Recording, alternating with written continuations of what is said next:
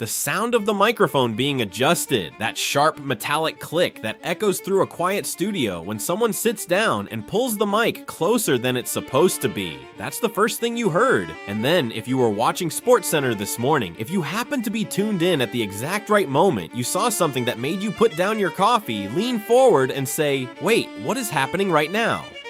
Because sitting in the chair, wearing a simple black Lakers warm-up hoodie, headphones around his neck, was Deandre Ayton. And his eyes, bro, his eyes. I've seen a lot of athletes do interviews. I've seen guys who are angry, guys who are frustrated, guys who are emotional. But I have never, in all my years of watching basketball, seen a player look into a camera the way Deandre Ayton looked into that camera this morning. It was dead. Not sad dead, not tired dead, cold dead.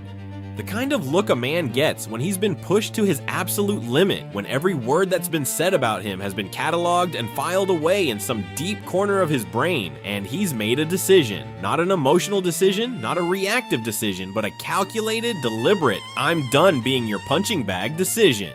And what came out of his mouth over the next several minutes, directed at one specific person, by name, with specifics, with challenges, with a level of controlled fury that I haven't seen from a Lakers center since Shaq was wearing purple and gold, is something that has the entire NBA world buzzing right now. So let me take you through everything that just happened, because Deandre Ayton just drew a line in the sand, and the basketball world will never look at him the same way again.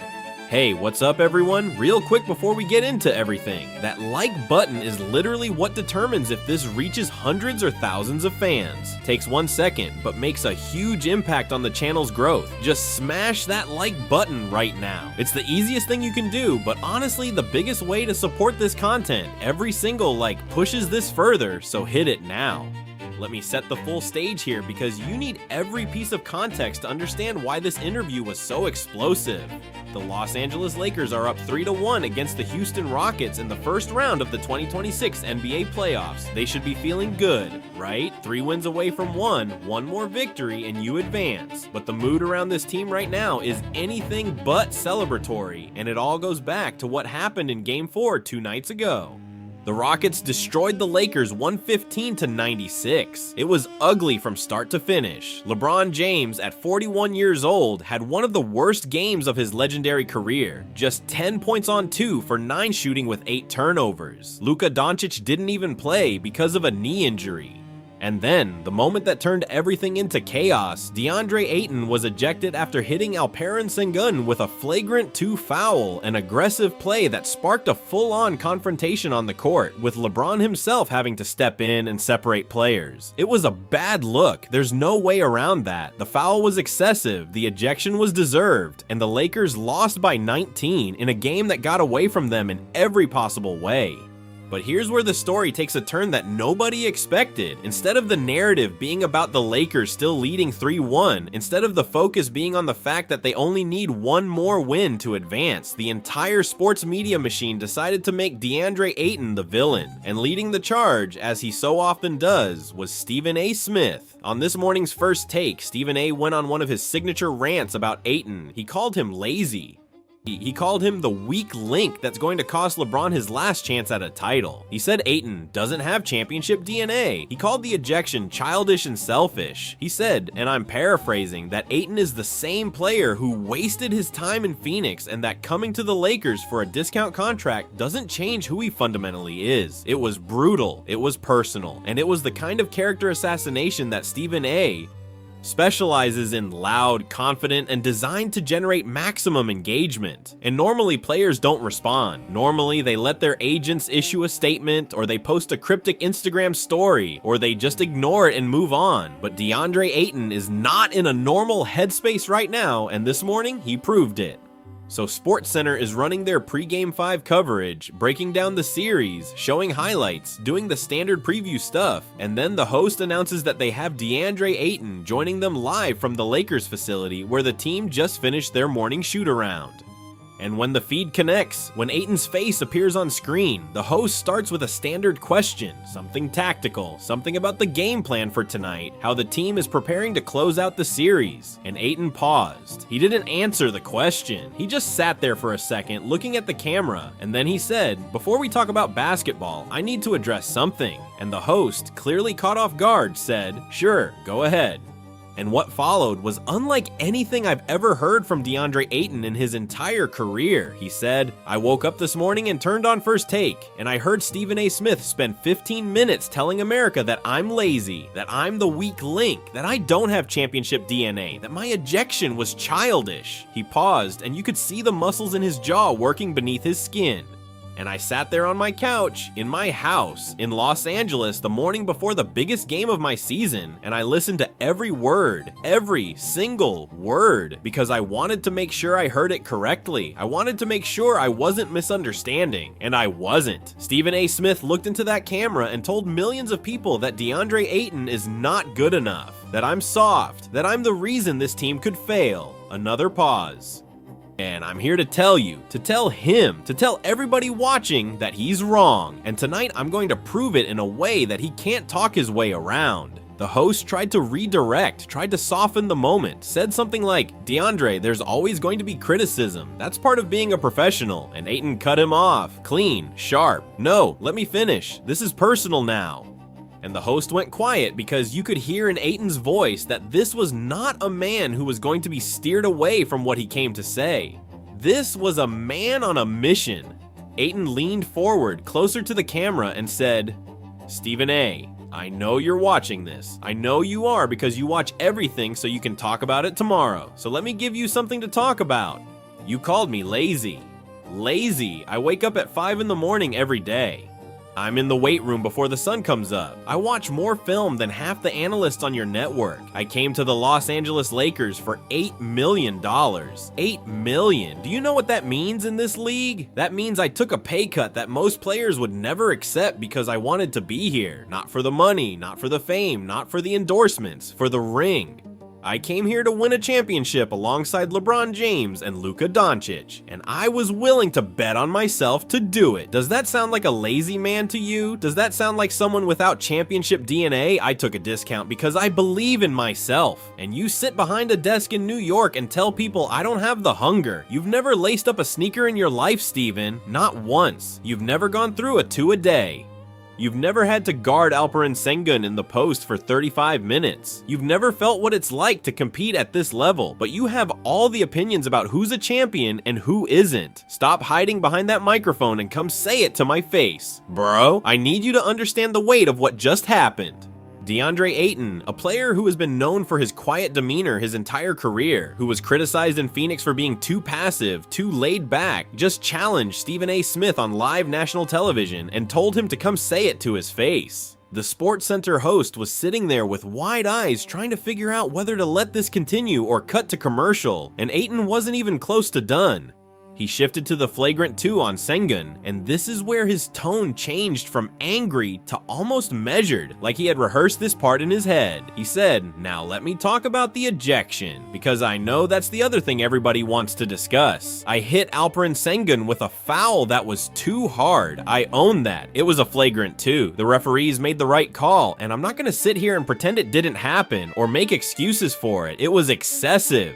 But let me tell you what it wasn't. It wasn't malicious. It wasn't me trying to hurt somebody. It was intensity. It was a man who was competing at the highest level in a playoff game with everything on the line, and the intensity boiled over. That's what happens in playoff basketball. Bodies collide, emotions run high, and sometimes you cross a line. I crossed it, I accept the consequences. But Stephen A. calling it childish and selfish? That's where I draw the line.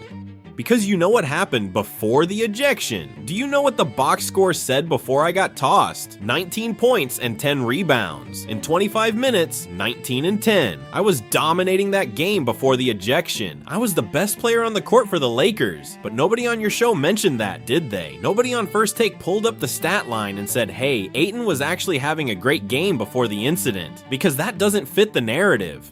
The narrative is that Deandre Ayton is a problem, and the truth, the actual truth, is that the numbers don't lie. Steven, you lie, the numbers don't. I had to rewind that. I had to rewind it and play it again because I could not believe what I just heard. The numbers don't lie, Steven, you lie. That is an all-time line. That is the kind of quote that gets printed on t-shirts, that gets turned into memes, that lives forever in the pantheon of great athlete clapbacks. And the way he said it, with that calm, dead-eyed delivery, without raising his voice, without getting emotional, just stating it as a fact, that made it hit 10 times harder. And then Ayton brought up LeBron, and this is where the interview shifted from a media takedown to something that felt deeply personal and genuine. He said, "You want to know who believes in me? LeBron James believes in me. The greatest player in the history of basketball looked at me and said, 'I want you on my team.' LeBron didn't have to recruit me. He didn't have to vouch for me. He didn't have to push the front office to bring me in, but he did. Because he sees something in me that people like Stephen A. Smith refuse to see. And you know what LeBron told me after the ejection in Game 4? He pulled me aside in the locker room, looked me in the eye, and said, 'I need that energy. I need you to be aggressive. Just keep it within the rules.' He didn't yell at me. He didn't criticize me. He told me he needs me to play with that fire because LeBron James understands something that analysts sitting behind desks don't understand. You can't win a championship without physicality. You can't beat a team like Houston with Sengun and their athleticism by playing nice. You have to impose yourself, and that's what I was doing before the play went too far." The host, who had been sitting there in stunned silence for most of this, finally asked a question that I think a lot of people were thinking. He said, "DeAndre, with Luka dealing with his knee and Austin Reeves banged up, the team needs you more than ever for Game 5 tonight. What's your mindset going in?" And Ayton's expression changed. The cold anger melted slightly and was replaced by something that I can only describe as resolve. Not the performative resolve that athletes show on camera, but real resolve. The kind that comes from a man who knows exactly what he needs to do and is at peace with the magnitude of it. He said, "My mindset is simple. Luka is dealing with his knee. Reeves is banged up. LeBron is 41 years old and played his heart out in Game 3. This team needs me to step up, not as a role player, not as a complimentary piece, as a force. And that's what I'm gonna be tonight." I came to the Lakers for $8 million because I believed that when the moment came, when the lights were brightest, I would be the guy who makes the difference. Tonight is that moment. Game 5, Crypto.com Arena, our building, our crowd. And I'm gonna walk onto that floor with a purpose that Stephen A. Smith cannot comprehend because he has never felt what it's like to have an entire arena counting on you. And then came the guarantee, and let me tell you, when a player who's been as criticized as Ayton makes a guarantee on live television, you feel the air get thin. He said, "I'm not going to just win tonight, I'm going to dominate. I'm going to dominate in a way that Stephen A. Smith is going to have to address on his show tomorrow morning." And when he does, when he pulls up the highlights, when he sees the stat line, when he watches the plays where I'm protecting the rim and grabbing every rebound and finishing at the rim over Houston's bigs, he's gonna have to make a choice. He can either admit he was wrong about me, or he can do what he always does and move the goalposts. And honestly, I don't care which one he chooses, because by then, the series will be over, the Lakers will be advancing, and I will have done my job. The only opinion that matters to me is the opinion of the men in that locker room. LeBron's opinion, Luka's opinion, JJ Redick's opinion, my teammates' opinion. Those are the people I play for. Those are the people who see me work every day. And those are the people who believe in DeAndre Ayton. Stephen A. Smith is not on that list, and he never will be. Man, I'm gonna be honest with you, I have never heard DeAndre Ayton talk like this. In his entire career, from Arizona to Phoenix to now Los Angeles, this has always been the knock on him, that he's too passive, too quiet, too willing to let other people dictate the narrative around him. In Phoenix, they said he didn't care enough. They said he was happy to cash the check and go home. They said he didn't have the fire to be a franchise player. And for years, Ayton never responded. He let the criticism pile up. He let the narrative harden. He let people define who he was without pushing back. But today, on the morning of the biggest game of his Lakers career, something snapped. And what came out was not anger, not frustration, but clarity. The clarity of a man who is done being underestimated and is ready to back up his words with his play. And I think the thing that hit me hardest was the $8 million. Think about that. Think about the context. Deandre Ayton was the #1 overall pick in the 2018 draft. He was drafted ahead of Luka Doncic, ahead of Trae Young, ahead of everybody. He signed a massive contract in Phoenix, and when things didn't work out there, when he needed a fresh start, he could have gone anywhere and demanded a big payday. Instead, he signed with the Lakers for $8 million. In a league where average starters make $20-25 million, Ayton took $8 because he believed in the opportunity, because he wanted to play with LeBron. Because he wanted a chance at a championship, and now, after taking that discount, after betting on himself, after putting his money where his mouth is, he has to listen to a man on television call him lazy and say he doesn't have championship DNA. I'd be furious too. I'd be exactly where Ayton is right now. And then, just before the interview ended, Ayton added one more thing that perfectly captures who he's trying to be in this moment. He looked at the camera one final time and said, "I want every Lakers fan watching this to know something. I didn't come to Los Angeles for the glamour. I didn't come for the Hollywood lifestyle. I came for the Lombardi, well, the Larry O'Brien trophy." He caught himself and laughed slightly, the first crack in his intensity the entire interview. "I came for the trophy, that's it. That's the only reason I'm here." And tonight, in front of our fans, in our building, I'm gonna take one more step toward it. Stephen A. created a monster with what he said this morning. He woke something up in me that I don't think even I knew was there. And now Los Angeles, the Lakers, and the entire NBA is going to have to deal with the consequences. Game 5.